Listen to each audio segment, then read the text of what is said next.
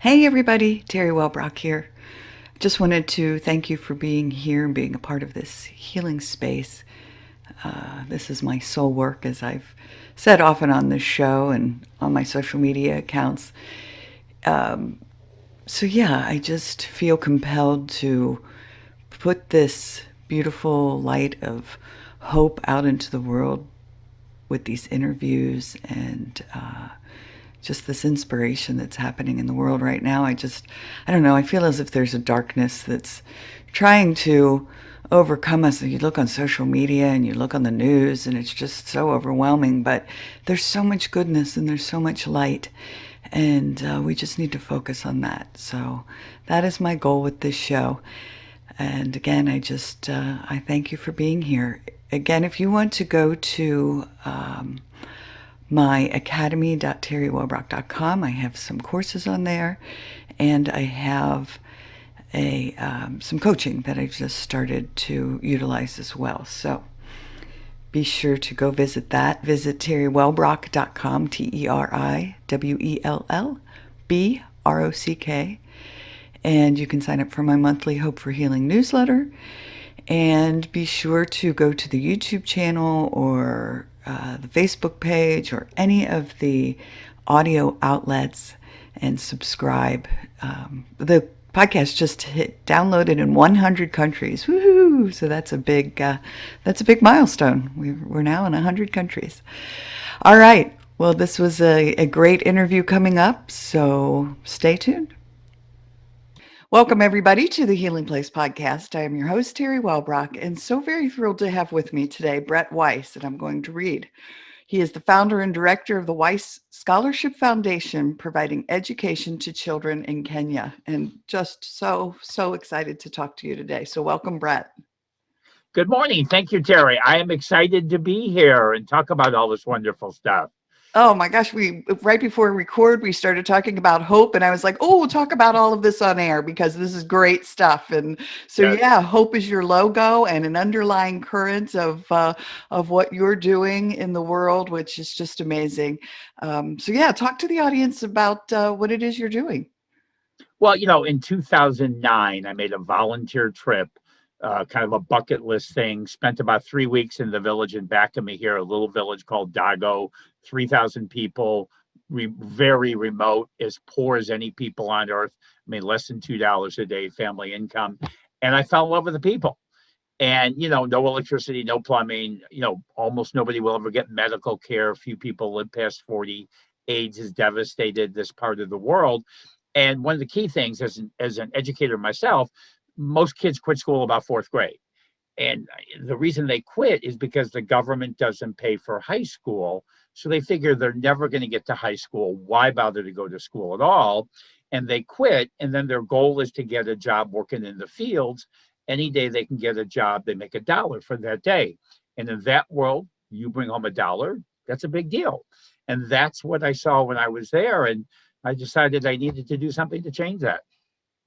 Wow. Yeah. I mean, to us, it's so hard for me to even wrap my head around the fact of one, a child not being in school past fourth grade, but Right. two, families living with that kind of income. And now I know from what I've read and in the videos I've watched of you that high school isn't paid for by the government, Right.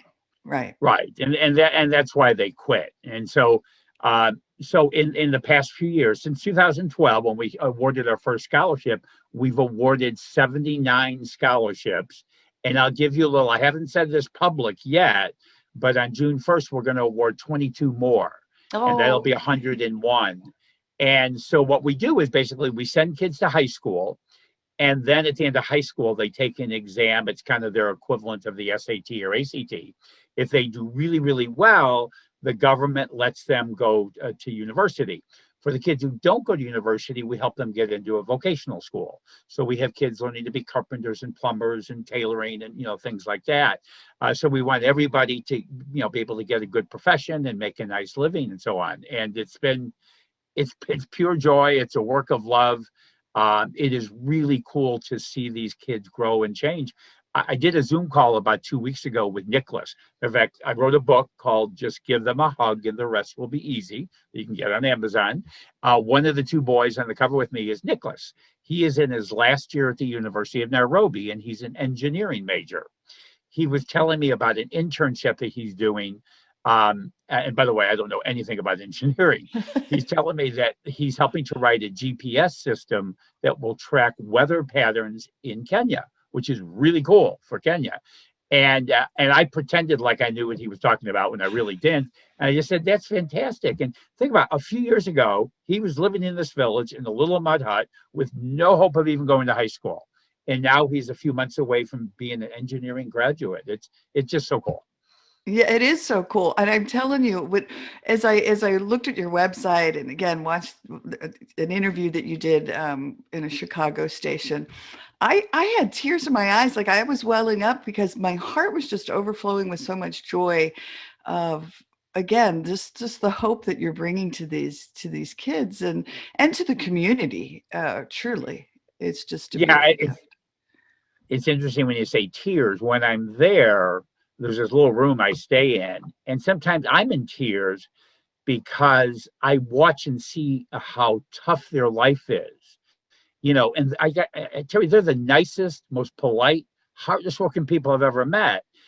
I look at their life as very difficult. They just love life. They don't see their life as difficult because they don't know any other life. It's just what they do.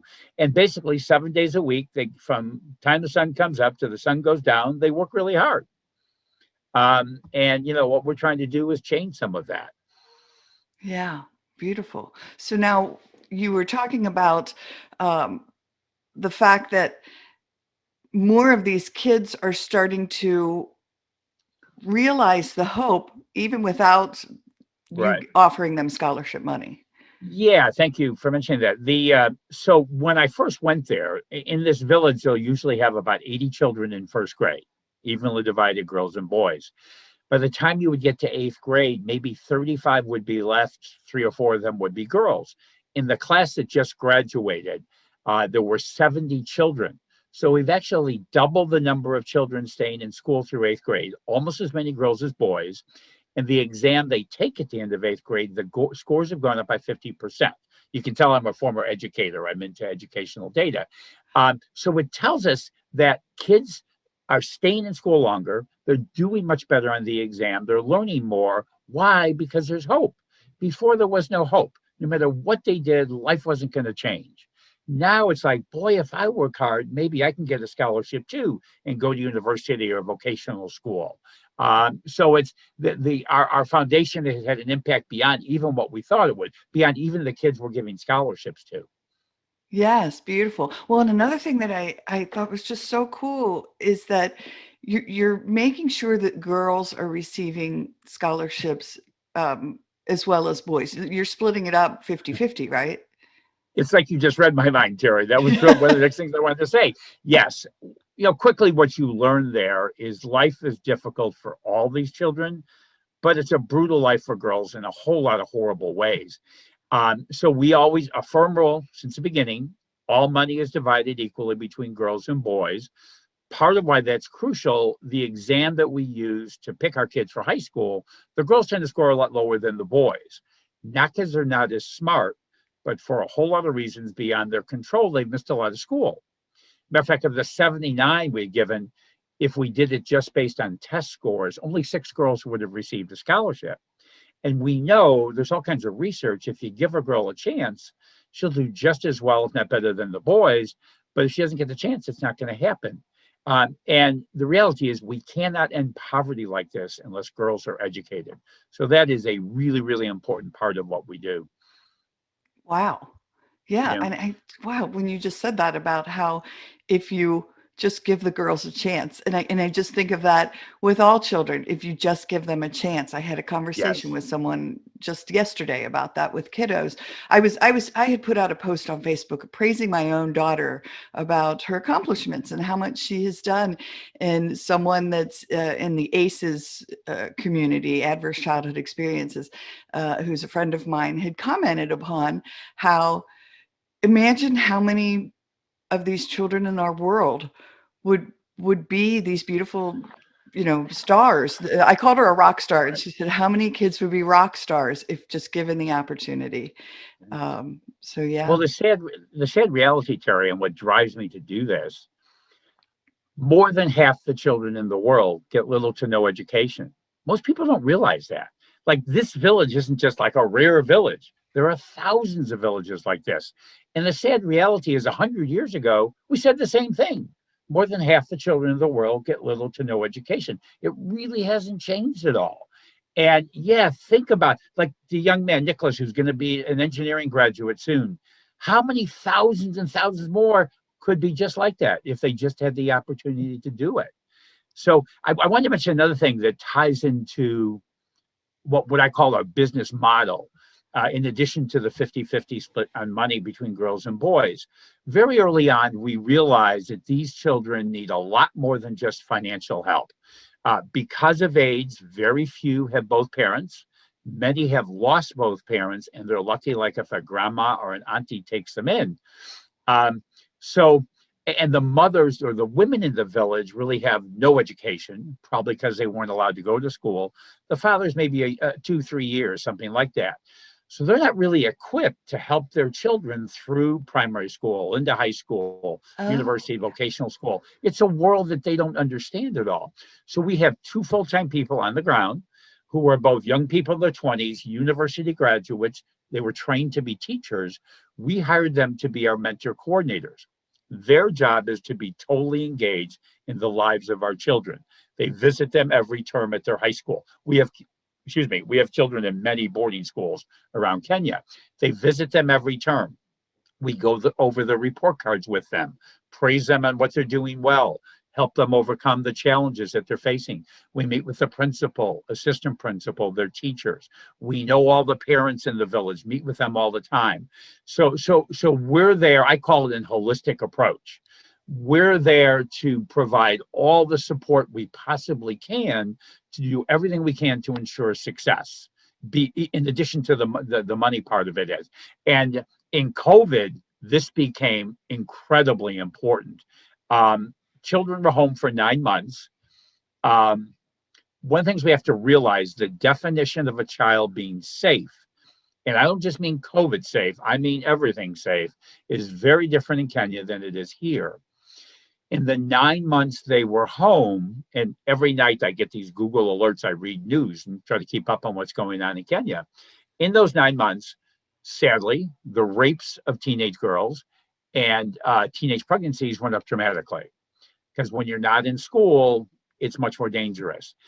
And so Ernest and Christine are two full-time people. One of the things they did is we were able to get a place with electricity. We got the government to put in electricity, bought them a couple of computers, a router, a printer, bought both of them cell phones. Every day we held classes. They took out desks from this primary school in Backabee, made circles. We actually started a tailoring school just before the lockdown started. And the first big project was they made masks for everybody in the village. So Ernest and Christine tried to run classes every day in those 9 months. Now, was it perfect? Far from it. But of course, it's far from perfect here too. But we tried to keep education going.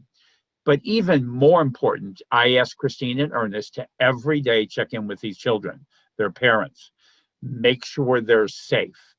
And so I'm happy to say that on January 4th, when schools reopened, every one of our kids safely returned to school. When the reality is, thousands of Kenyan children did not return to school. Most of them are girls. Sadly, there is no high school in Kenya that will allow a girl who is pregnant to come to school. So the reality for these thousands of kids, their education is probably over. They're probably just done. And that's very sad. But I was really proud of Ernest and Christine and how we kept our kids safe and did a pretty reasonable job of keeping education going. Yes. Well, kudos to you for stepping up. I mean, I think of here in the States and seeing reports and reading articles and so forth of parents saying, "Oh my gosh, I can't do this math with these kids. I haven't done this in forever." And this, becoming these homeschooling parents Yes, during lockdowns. And so, yeah, I hadn't even thought about when you have parents who've never gone past maybe second grade or just have a sure. few years to suddenly have their kids going to seventh, eighth grade or high school, and they can't help. Yeah, beautiful. In the early days of COVID, people would ask me, how is the e-learning going in Dago, the village? And I'd laugh and I say, well, it's a little hard to do e-learning when you don't have electricity. So I'd have to explain exactly what we were doing. But, we kept education going, and we're proud of what we did. And, it was a worldwide pandemic. And I was really happy that people in Dago took COVID very serious, not because of, they saw the kids wearing masks, they all wore masks, they social distance, they've been very, very serious about it. So very, very happy about that. Awesome. Wonderful. Well, one of the questions I ask, and I think it's just very critical with this conversation, is uh, oh my gosh, my brain just went blank, was truths That's okay. and myths. So is there Yes. anything you want to clarify for listeners? Yes. The myth I would love, because I'm convinced that the number one obstacle to creating a world where every child gets an education is most people don't think it can be done. You know, we need to change people's thinking. We I say this all the time. We can create a world where every child gets a great education. It's doable. I'm one little guy, and in a few years, we put a bunch of kids through school, and I'm no smarter than anybody. I'm not a billionaire. It's not that hard, really. And so let's create that world where every child gets an education. I think a lot of people think like, oh, we just can't do it. It's too difficult, and they just kind of forget about it. And so that leads me, Teri, really one of the coolest things about this is how inexpensive it is to totally change a child's life. We put two kids through college here. We know what that costs here. We send children to high school. These are boarding schools, all 4 years, room and board, books, fees, tuition, everything. $3,500 for all 4 years. Think about that. That's $3,500. That comes down to $3 a day. $3 a day totally changes the child's life. So it doesn't take very much at all. It's so simple, really. Oh my gosh, yes. And again, I had kids go into college, and this, I mean, Yeah. the thousands upon thousands of dollars spent here in the States. And again, just what a gift you're giving these kiddos. So how do people do they sponsor a child? Do they just donate towards the scholarship fund itself? How does it work? Both, really. We really have two kinds of donors. There's people who donate just whatever they want, $50, 100, 500, 1,000, whatever they want. And then we have people who want to sponsor a child all on their own. Probably about half of our kids have been sponsored by like one person or one family. So that's $3,500. Other people just give an amount. So we have a number of people who do recurring donations. We love recurring donations. You can go on our website. Matter of fact, I'm running a promotion, so I'll say it here. If you donate, if you set up a $21, at least $21 a month recurring donation on our website using PayPal, I'll send you a copy of my book. Just give them a hug, and the rest will be easy. And we have a very fancy Weiss Scholarship Foundation T-shirt. So we'll send you both of those if you set up a $21 a month recurring donation, or you could do more than $21. But the key is just making a donation. I have sometimes people say, I can't help. There's nothing I can do. I don't have money. I say, can you send in $3? They go, yeah. Okay, send in $3. That's a whole day of education. Like, okay. And they feel good. Yes. They feel good about doing it. For now, for the folks watching the video part, these are the kiddos behind you?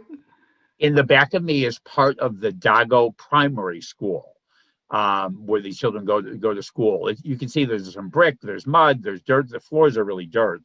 The desks they're these old wooden desks that are kind of falling apart. With the little kids, 3 or 4 will share a desk. The older kids, maybe 2 or 3 will share a desk. They're kind of dark and dingy. It's just a room. You can see there's windows. There's no real glass. The roof is what they call a metal roof, and there are little holes in the roof so that light can come through. And they're small enough so the rain doesn't come through. But, this is how they learn. But actually, our success has led to a problem for the primary school. When I said we have twice as many kids like staying through 8th grade, The reality is the eighth grade classroom can't hold 70 kids. So they actually divide the eighth grade class in two, and they trade off during the day. In the morning, half are in the classroom, half are outside. And then they switch in the afternoon. And of course, there's still only one teacher for all of that. So we're keeping more kids in primary school, but it's created a problem. They don't have enough space. Right, right. Yep. Which hopefully then more people will start to help support this program and maybe possibly expand the building. Well, yeah, okay. So one of the challenges people ask me, it's great you said that, Teri. People ask me all the time, well, what do they need?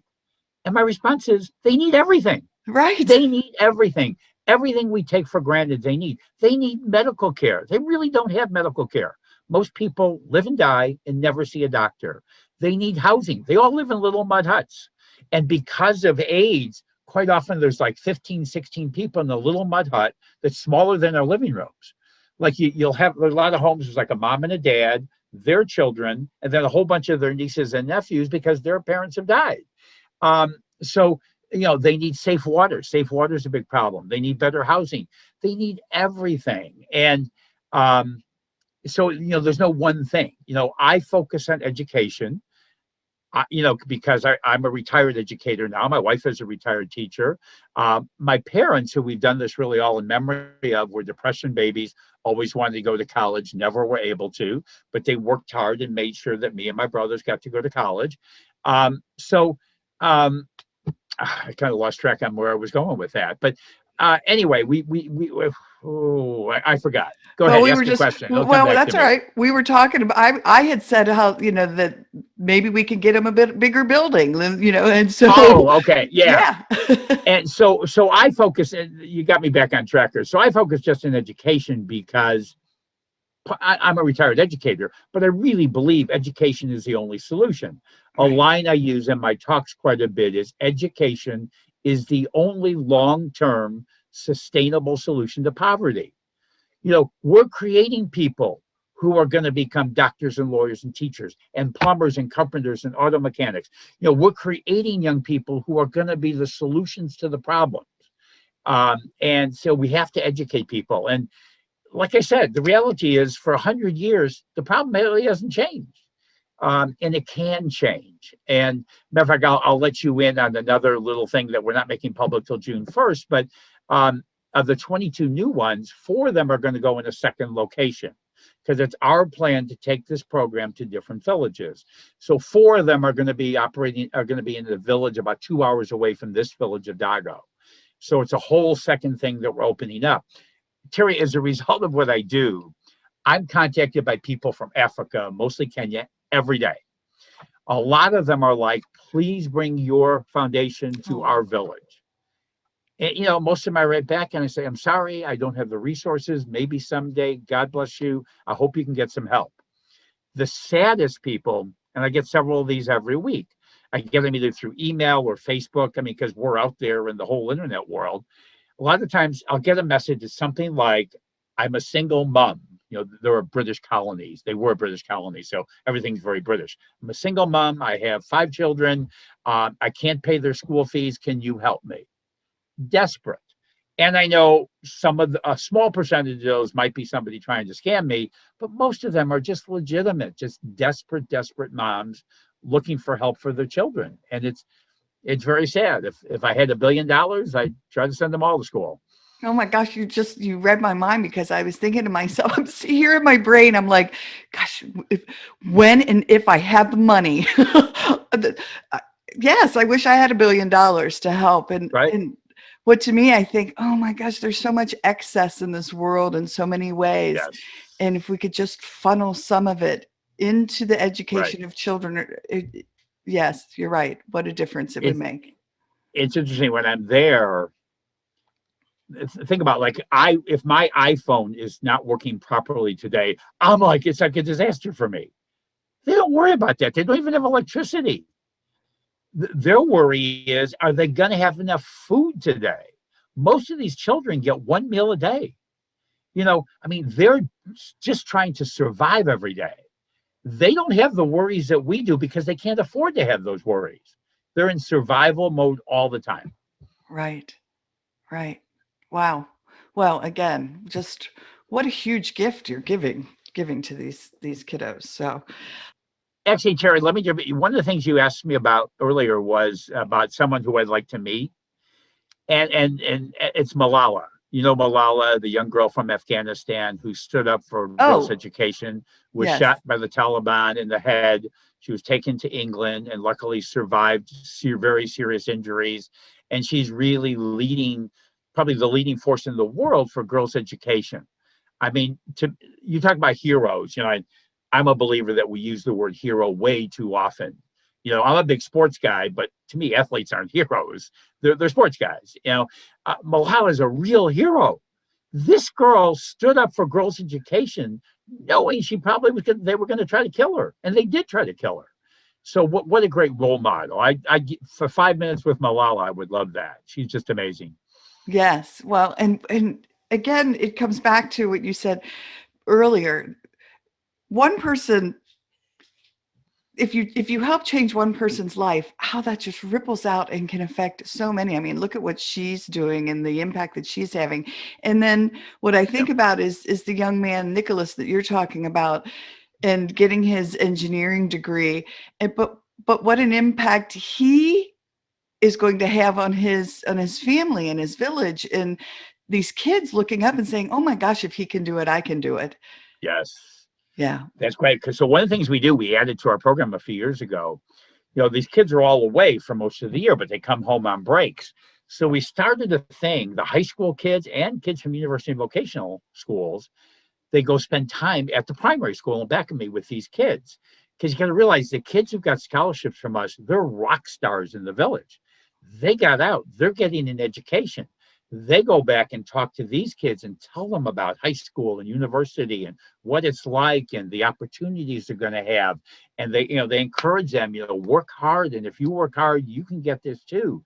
I mean, they're incredible role models, and they're role models in a world where these kids don't have many role models because I mean their parents, and I'm sure they love their parents, but their parents have never gone to school. So it's great when they can see kids and they probably know these kids and they know their siblings and so on. And wow, look at what they're doing. I got to work harder now and I can do this too.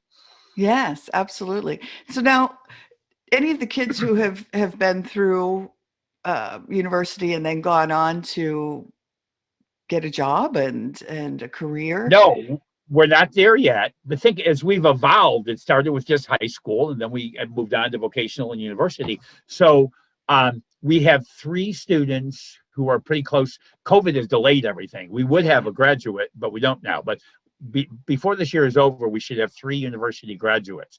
So, Teri, I want to come on your show again when I can tell you we have a student who's a lawyer, an engineer, a carpenter, a plumber. We're not there yet, but in the next few years we're going to get there, and it will greatly add to the story as to what they're doing. Yes, I love that idea. And absolutely come back and talk to us. And yeah, that would just be fantastic. Yeah, yeah. Thank you. The story just keeps evolving and changing. So it grow as the kids grow, it changes. Yes. And you now you do interviews with the kids as well and have them talk Yes. about, okay. Thank you. Yeah, up on our YouTube channel, there, Weiss Scholarship Foundation, we do tons of interviews with the children, and these are absolutely precious. They talk about, first of all, they thank their sponsor. They're so appreciative of the opportunity they've been given, and because they know a number of the kids they grew up with are back in the village. They didn't get a scholarship, sadly, and their life probably isn't going to be any different. So they're so appreciative. They love to talk about their favorite subjects. Many of them, if they like singing, they want to sing a song and talk about the sports they're playing. So, yeah, these interviews are very precious. And what really touches me, and I see this in the interviews, plus these kids fill out applications. We also do a lot of letter exchanges with our donors. These kids it's ingrained in them from the time they're little to help others the way they've been helped. And they talk all the time about wanting to help their parents, help the people back in the village. They've been helped. Pass it on. I can't pay it forward. I couldn't think of the phrase. Pay it forward. In fact, sometimes I've had people tell me that I must tell them to say these things. I go, I would never tell a kid what to say. They just say what they want to say because they're all like, I'm going to help others. A number of them, like several, want to be nurses. And it's like, I want to open up a medical facility near my village so they can get medical care, things like that. Victor, who's the other young man that's on the cover of the book with me, with Nicholas, he wants to be a math teacher. He'll graduate later this year. He's a math wizard. And he's a great young man. He'll be a fantastic teacher. Awesome. And so now, do many of them want to stay with their village and help it blossom and grow? Yeah, that's a great question. Generally, no. But let me explain. Think about here. Think about young people who grow up in rural farm areas here in the United States. Right. What are their parents very frustrated with? They don't want to live there anymore. They want to live in the city or in the suburbs. Because what happens is when they go to high school, their whole world is opened up. For the first time, they have electricity. They have plumbing. They're getting 3 good meals a day. Electricity means that they see some TV. It means that they can get on the internet. Going back to a village where they have none of that is just not going to happen for them. I'm not going to say never, but in generally, no. But these kids grow up, when I say they want to help people back in the village, we raise our children. We want them to be successful, have a better life than we do. My Depression era parents were very big on that. We want you to have a better life. It's kind of reversed in this world. These kids grow up kind of the smartest kids in the village, and they're told from the time they're little, you work hard, get a good education, make a lot of money, you can get me out of Dago and build me a nice house. And that's all. Think about the pressure that is on these young people. It's a lot of pressure on them to succeed because their parents are hoping that they'll help them. Yeah. So it's kind of the reverse of our world here. Right. Yep. But again, what I don't know, a goal for these kiddos to know that they are really paying it forward by paying it backwards by helping their parents. So yeah. Beautiful. Yeah. Awesome. All right. So anything else that you wanted to touch upon that we haven't had a chance to talk about yet? I don't think so. I'm looking kind of the notes I made here. The whole thing, 50-50 girls. We have our people on the ground helping. I really want to ask the viewers here, anything you can do to help us. Go to Weiss Scholarship Foundation.org. You can donate through PayPal. You'll see on the website, too, we have donations that come in through Venmo and Cash App. Still checks are the main way. The old-fashioned checks are the main way we get donations. You'll see our address on there here in Naperville. You can mail a check, and don't feel that anything is too small. Nothing is too small. $3, I get send in $3. That's a whole day of school. So any help is very much appreciated. When you've donated, we do a monthly mailer where we keep our donors. We do a lot to keep our donors up to date on the wonderful things happening because of their donations. We share pictures and videos and report cards and all that stuff because we want donors to feel good. We want them to see, wow, this is happening just because of my donation. So I just want to encourage people to donate whatever they can. Wonderful. Now, are you on social media as well? Oh, yeah, all over social media. Yes. Weiss Scholarship Foundation on Facebook. We're on Twitter. We're on Instagram. We do a lot of social media. To be frank, personally, I've had to learn a lot about social media because I have to do all of it. And I think I was lousy at social media a few years ago. I don't think I'm great, but I've gotten better at it. And yeah, we're all over social media. Just look for Weiss Scholarship Foundation and you will find us. Wonderful. Awesome. Yeah. All right. Well, thank you so much for being here. Thank you. Oh my gosh, for the work you're doing in the world. Just beautiful. Well, thank you, Teri. It's an honor to be here. I really appreciate the time to connect with you and all the people who watch us. Awesome. All right. Well, everyone, Thank you for joining us today on the Healing Place podcast. And remember, until next time, be gentle with yourself. Thanks. Bye-bye. Hey, everybody. Teri Wellbrock again. Just wanted to thank you for listening to the episode today and remind you to visit my website as well as the Academy www.teriwellbrock.com for the courses. But if you go to my website, teriwellbrock.com, you can sign up for my monthly Hope for Healing newsletter, which is also jam-packed with information and strategies and blog pieces and guest blog pieces and links to shows. And just a great space for, again, healing and hope strategies. Thanks for, again, being here and being a part of this healing space. I very much appreciate you. All right. Bye-bye.